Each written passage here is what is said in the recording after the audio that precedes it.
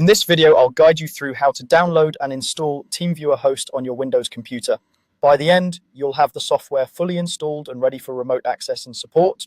We'll start right from the beginning using a web browser and go step by step so you can follow along easily. You don't need any prior experience, just make sure you're on a Windows device with an internet connection. First, open your preferred web browser. This could be Chrome, Edge, Firefox, or any other browser you normally use.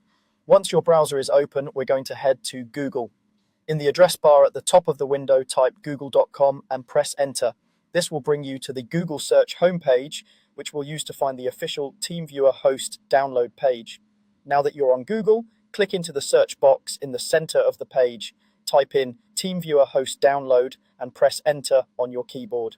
You should now see a list of search results related to TeamViewer. It's important to choose the official TeamViewer website, so look for the result that clearly shows the official domain. This helps ensure you're downloading the software from a trusted and secure source and not from a third-party site.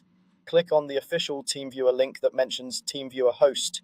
This will take you to the TeamViewer website, specifically to the section where you can download the host version of the software. Once the page loads, you'll usually see a few different options for downloads, often separated by operating system. Since we're installing on Windows, look for the option that says something along the lines of Windows Download or Download for Windows. Go ahead and click that Windows Download button. This tells the website to start preparing the correct installer file for your system.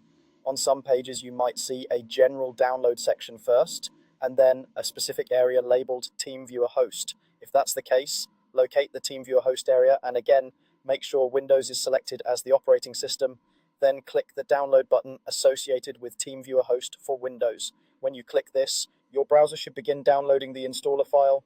Depending on your browser, you'll usually see it appear either at the bottom of the screen or in a downloads icon near the top right. Give the download a moment to complete. Once it's done, you're ready to start the installation.